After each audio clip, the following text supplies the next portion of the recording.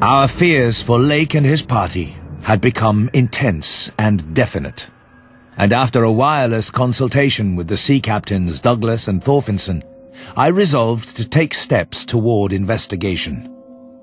The fifth aeroplane, which we had left at the McMurdo Sound supply cache with Sherman and 2 sailors, was in good shape and ready for instant use, and it seemed that the very emergency for which it had been saved was now upon us.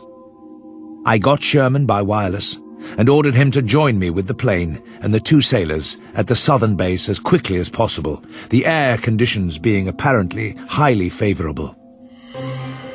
At 7:15 a.m., January 25th, we started flying northwestward under McTighe's pilotage with 10 men, 7 dogs, a sledge, a fuel and food supply, and other items including the plane's wireless outfit. The sailor Larsen was first to spy the jagged line of witch-like cones and pinnacles ahead, and his shouts sent everyone to the windows of the great cabined plane. Despite our speed, they were very slow in gaining prominence. Hence we knew that they must be infinitely far off, and visible only because of their abnormal height. I could not help feeling that they were evil things, mountains of madness, whose farther slopes looked out over some accursed ultimate abyss.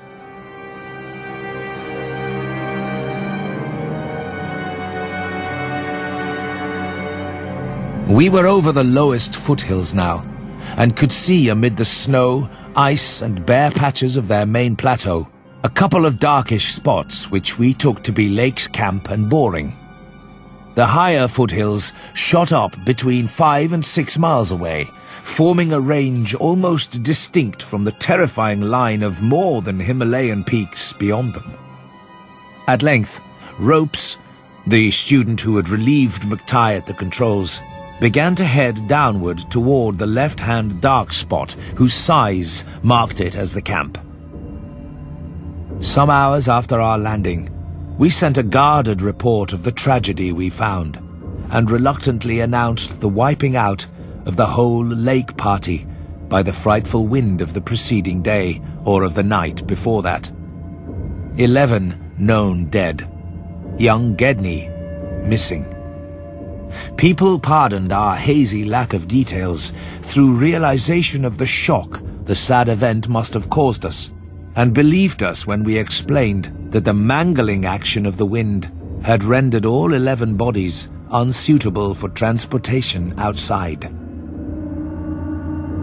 We brought back all the books, scientific equipment and other incidentals we could find, though much was rather unaccountably blown away. Spare tents and furs were either missing or badly out of condition.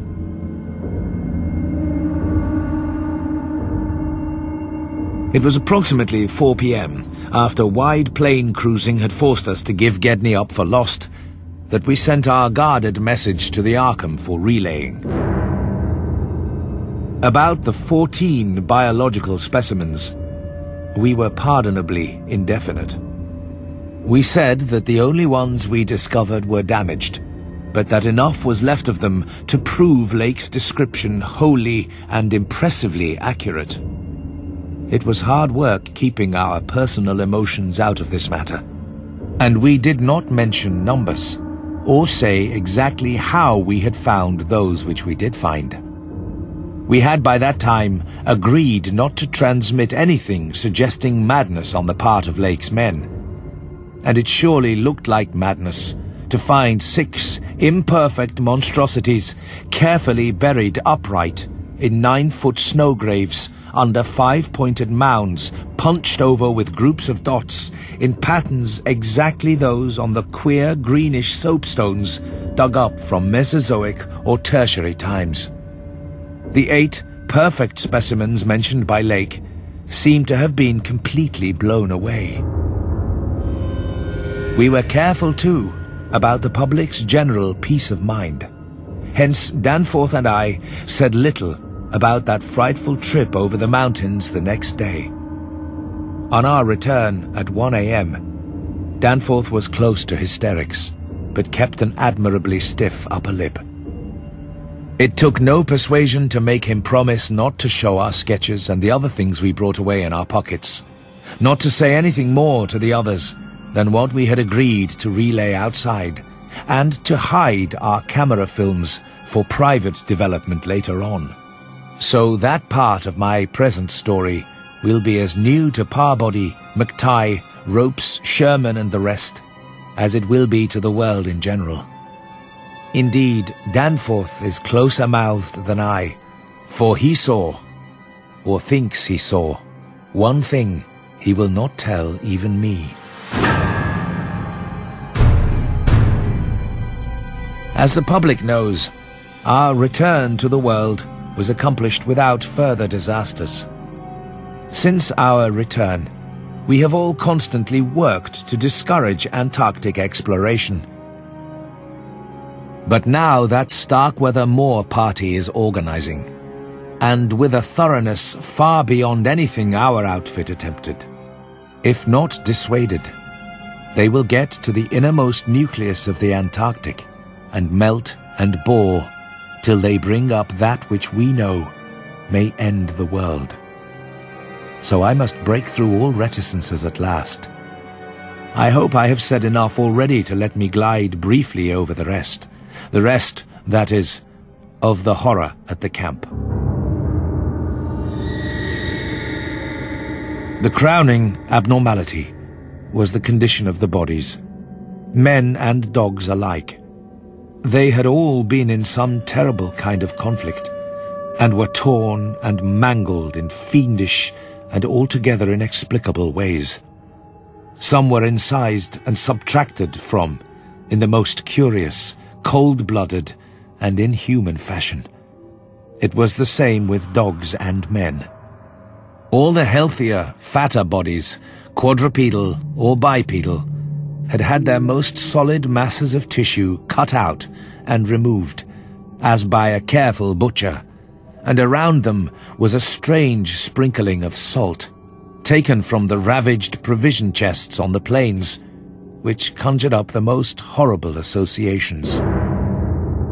Gedney and one dog turned out to be missing in the end. But when we came on that terrible scene, we had missed 2 dogs and 2 men. But the fairly unharmed dissecting tent, which we entered after investigating the monstrous graves, had something to reveal. The scene was clearly not as Lake had left it, for the covered parts of the primal monstrosity had been removed from the improvised table. Indeed, we had already realized that one of the 6 imperfect and insanely buried things we had found must represent the collected sections of the entity which Lake had tried to analyze. On and around that laboratory table were strewn other things, and it did not take long for us to guess that those things were the carefully, though oddly and inexpertly dissected parts of 1 man and 1 dog. We buried the human parts beside the other 10 men, and the canine parts with the other 35 dogs. This formed the worst of the camp horror. But other things were equally perplexing. The disappearance of Gedney, the 1 dog, the 8 uninjured biological specimens, 3 sledges and certain instruments, illustrated technical and scientific books, writing materials, electric torches and batteries, food and fuel, heating apparatus, spare tents, fursuits and the like, was utterly beyond sane conjecture. In view of just such an eventuality as the present one, we carefully photographed all the main evidences of insane disorder at the camp, and shall use the prints to buttress our pleas against the departure of the proposed Starkweather Moor expedition.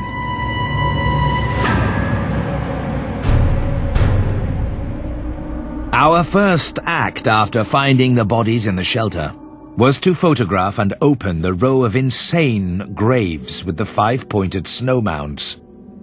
We could not help noticing the resemblance of these monstrous mounds, with their clusters of grouped dots, to poor Lake's descriptions of the strange, greenish soapstones. and when we came on some of the soapstones themselves in the great mineral pile, we found the likeness very close indeed. In spite of all the prevailing horrors, we were left with enough sheer scientific zeal and adventurousness to wander about the unknown realm beyond those mysterious mountains. As our guarded messages stated, we rested at midnight after our day of terror and bafflement, but not without a tentative plan for one or more range-crossing altitude flights in a lightened plane with aerial camera and geologist's outfit, beginning the following morning. It was decided that Danforth and I try it first, and we awaked at 7 a.m., intending an early flight. However, heavy winds, mentioned in our brief bulletin to the outside world, delayed our start till nearly 9 o'clock. As we flew towards the forbidding peaks, dark and sinister above the line of crevasse-riven snow and interstitial glaciers, we noticed more and more the curiously regular formations clinging to the slopes. The ancient and wind-weathered rock strata proved that these pinnacles had been towering up in exactly the same way since a surprisingly early time in Earth's history, perhaps over 50 million years. How much higher they had once been, it was futile to guess.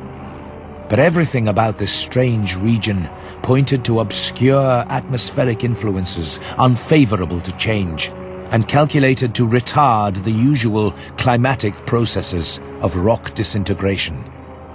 How to account for such things in this place was frankly beyond me, and I felt queerly humbled as a geologist. Igneous formations often have strange regularities, like the famous Giant's Causeway in Ireland, but this stupendous range, despite Lake's original suspicion of smoking cones, was above all else non-volcanic in evident structure. The curious cave mouths, near which the odd formations seemed most abundant, presented another, albeit a lesser puzzle, because of their regularity of outline. They were often approximately square or semicircular, as if the natural orifices had been shaped to greater symmetry by some magic hand. Their numerousness and wide distribution were remarkable, and suggested that the whole region was honeycombed with tunnels dissolved out of limestone strata. Such glimpses as we secured did not extend far within the caverns, but we saw that they were apparently clear of stalactites and stalagmites.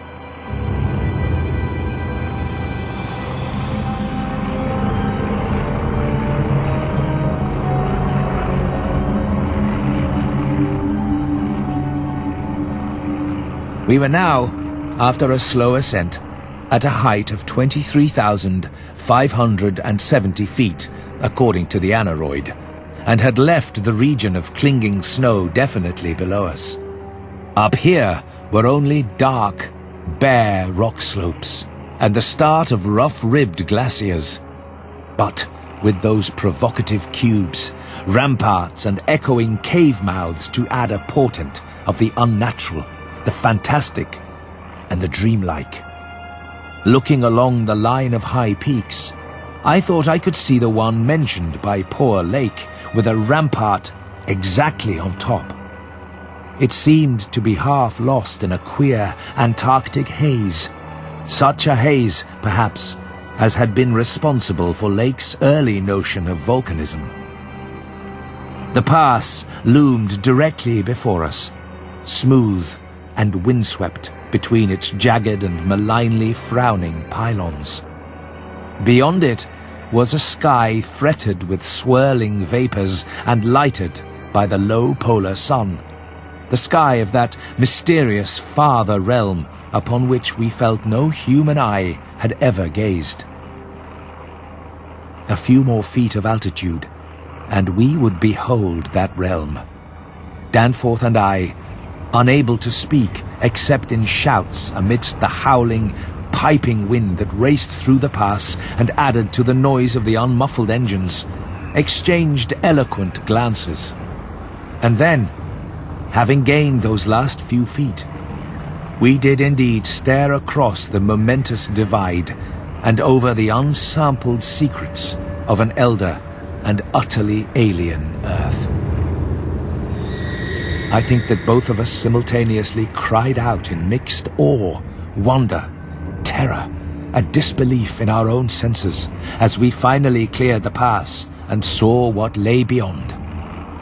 Our eyes swept that limitless, tempest-scarred plateau and grasped the almost endless labyrinth of colossal, regular, and geometrically eurythmic stone masses which reared their crumbled and pitted crests above a glacial sheet not more than 40 or 50 feet deep at its thickest, and in places obviously thinner.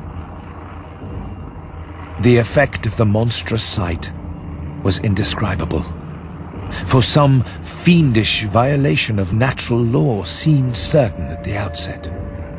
Here, on a hellishly ancient tableland fully 20,000 feet high, and in a climate deadly to habitation since a pre-human age not less than 500,000 years ago, there stretched, nearly to the vision's limit, a tangle of orderly stone which only the desperation of mental self-defense could possibly attribute to any but conscious and artificial cause.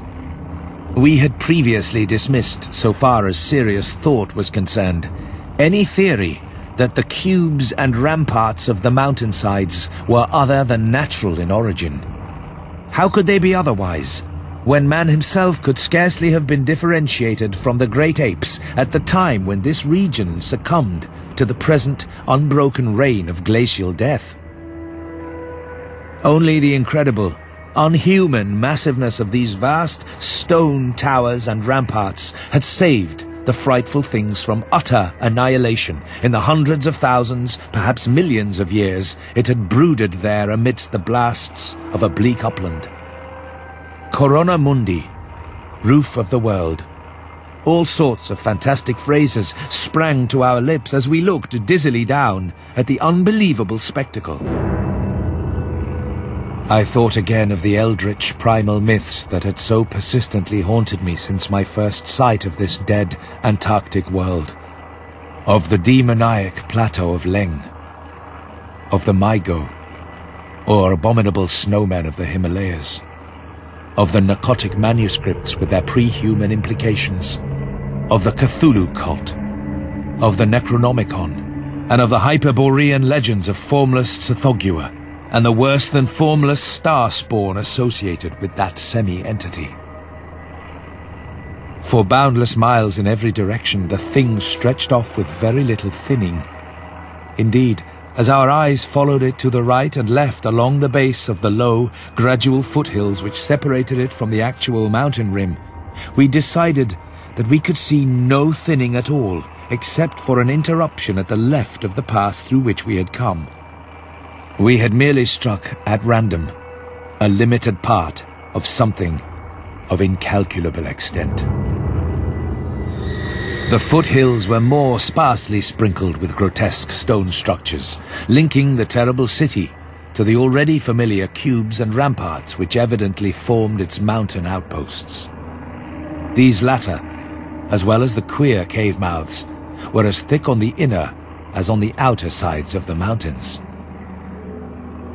Looking back to our sensations, and recalling our dazedness at viewing this monstrous survival from eons we had thought pre-human, I can only wonder that we preserved the semblance of equilibrium, which we did.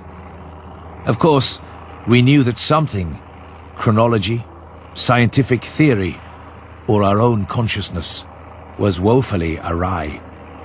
Yet we kept enough poise to guide the plane, observe many things quite minutely, and take a careful series of photographs, which may yet serve both us and the world in good stead.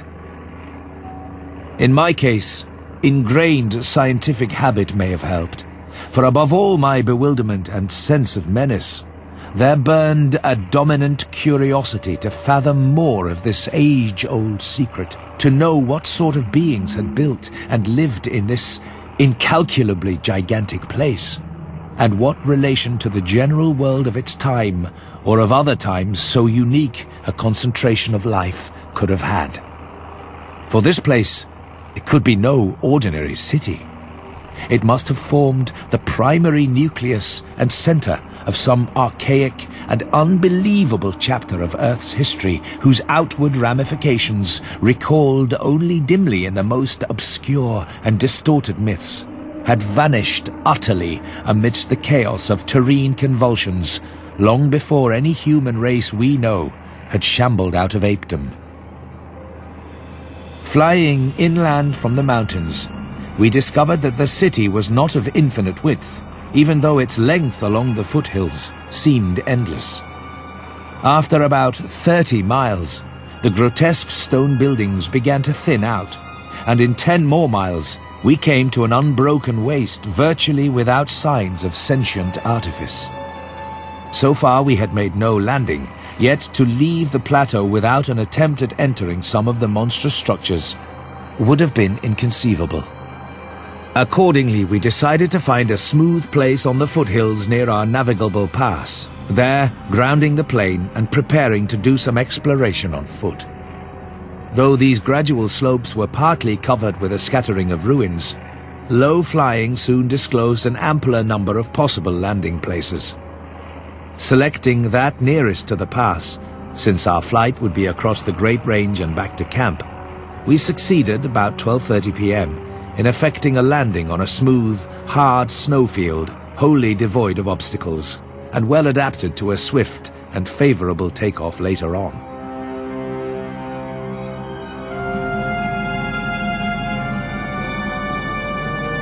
Walking cautiously downhill over the crusted snow toward the stupendous stone labyrinth that loomed against the opalescent west, we felt almost as keen a sense of imminent marvels as we had felt on approaching the unfathomed mountain pass 4 hours previously. Though the thinness of the air at this prodigious altitude made exertion somewhat more difficult than usual, both Danforth and I found ourselves bearing up very well, and felt equal to almost any task which might fall to our lot. It took only a few steps to bring us to a shapeless ruin worn level with the snow, while 10 or 15 rods farther on, there was a huge, roofless rampart, still complete in its gigantic, 5-pointed outline and rising to an irregular height of 10 or 11 feet.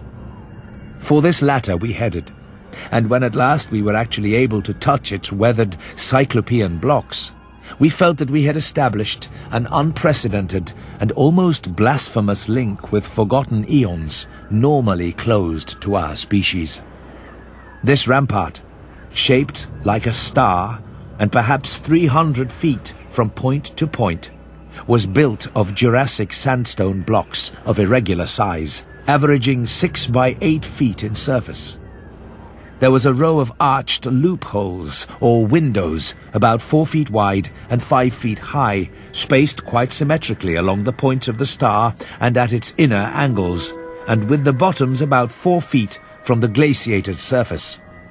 Looking through these, we could see that the masonry was fully 5 feet thick, that there were no partitions remaining within, and that there were traces of banded carvings or bas-reliefs on the interior walls. Facts we had indeed guessed before when flying low over this rampart and others like it. Our field glasses showed what the city must once have looked like, even though most of the roofs and tower tops had necessarily perished.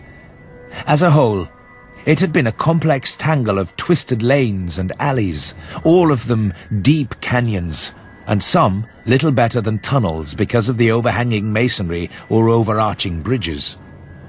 Now, outspread below us, it loomed like a dream fantasy against a westward mist through whose northern end the low, reddish Antarctic sun of early afternoon was struggling to shine. And when for a moment that sun encountered a denser obstruction and plunged the scene into temporary shadow, the effect was subtly menacing, in a way I can never hope to depict. Even the faint howling and piping of the unfelt wind in the great mountain passes behind us took on a wilder note of purposeful malignity. The last stage of our descent to the town was unusually steep and abrupt, and a rock outcropping at the edge where the grade changed led us to think that an artificial terrace had once existed there. Under the glaciation, we believed, there must be a flight of steps, or its equivalent.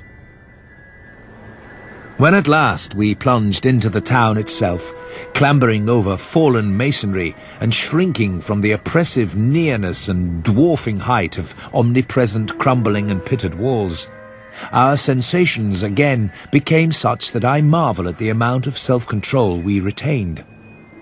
Danforth was frankly jumpy and began making some offensively irrelevant speculations about the horror at the camp, which I resented all the more because I could not help sharing certain conclusions forced upon us by many features of this morbid survival from nightmare antiquity. The speculations worked on his imagination too, for in one place, where a debris-littered alley turned a sharp corner, he insisted that he saw faint traces of ground markings which he did not like, whilst elsewhere he stopped to listen to a subtle, imaginary sound from some undefined point. A muffled, musical piping, he said, not unlike that of the wind in the mountain caves, yet somehow disturbingly different. The ceaseless five-pointedness of the surrounding architecture, and of the few distinguishable mural arabesques, had a dimly sinister suggestiveness we could not escape, and gave us a touch of terrible subconscious certainty concerning the primal entities which had reared and dwelt in this unhallowed place.